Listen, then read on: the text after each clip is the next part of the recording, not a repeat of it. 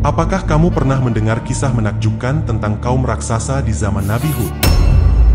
Cerita ini mengungkap keberadaan kaum Nabi Hud, suku Arab pertama yang mendiami pegunungan pasir, dan mereka memiliki postur tubuh seperti raksasa dengan kekuatan yang luar biasa. Mereka dipimpin oleh raja bernama Jalijan, tinggi setinggi gunung dan memiliki kekuatan yang menakjubkan. Kaum Nabi Hud hidup jauh lebih lama dari manusia biasa, bahkan mencapai usia ratusan tahun tanpa pernah menunjukkan tanda-tanda penuaan.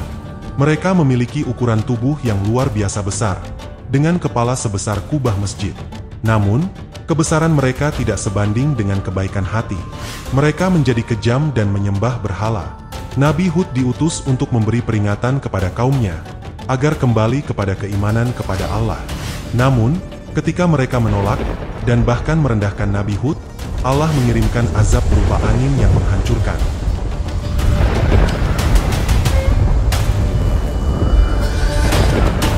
Namun, terdapat sebuah permohonan dari Nabi Hud kepada Allah, agar wanita-wanita kaum tersebut diberikan ketidaksuburan.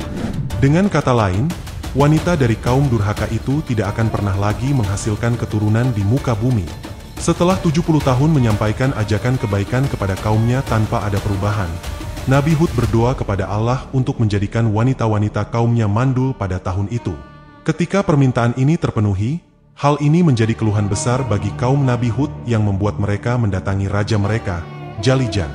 Namun, raja dan kaum Nabi Hud yang lain tetap tidak mendengarkan, dan akhirnya Allah memperingatkan akan mengirimkan azab yang mematikan kepada mereka.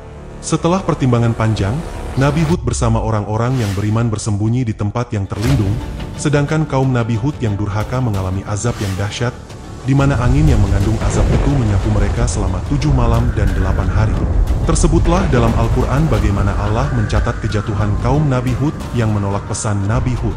Maka kami selamatkan dia Hud dan orang-orang yang bersamanya dengan rahmat kami, dan kami musnahkan sampai ke akar-akarnya orang-orang yang mendustakan ayat-ayat kami. Mereka bukanlah orang-orang beriman.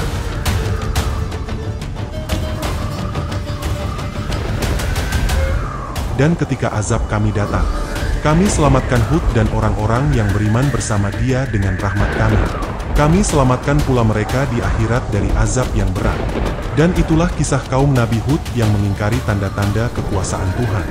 Mereka mendurhakai rasul-rasulnya dan menuruti perintah semua penguasa yang sewenang-wenang lagi durhaka. Dan mereka selalu diikuti dengan laknat di dunia ini dan begitu pula di hari kiamat. Ingatlah, kaum Nabi Hud itu ingkar kepada Tuhan mereka. Sungguh, binasalah kaum tersebut pada masa Nabi Hud.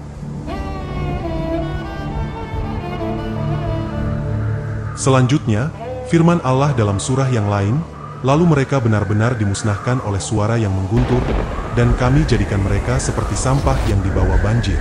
Maka binasalah bagi orang-orang yang zalim.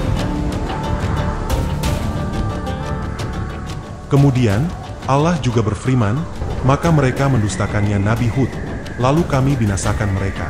Sungguh, pada yang demikian itu terdapat tanda kekuasaan Allah, tetapi kebanyakan mereka tidak beriman. Dan sungguh, Tuhanmu, Dialah yang maha perkasa lagi maha penyayang.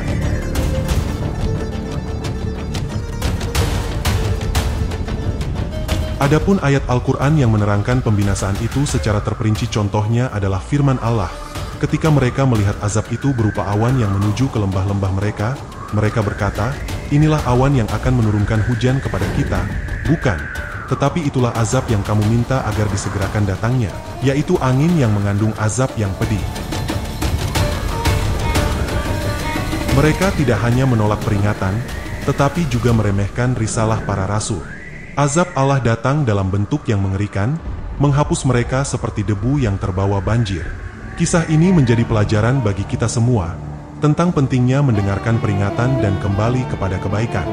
Bagikan cerita ini agar pesan dakwah ini juga bisa sampai ke lebih banyak orang.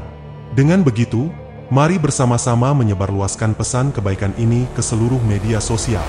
Terima kasih atas partisipasimu dalam menyebarkan kebaikan ini.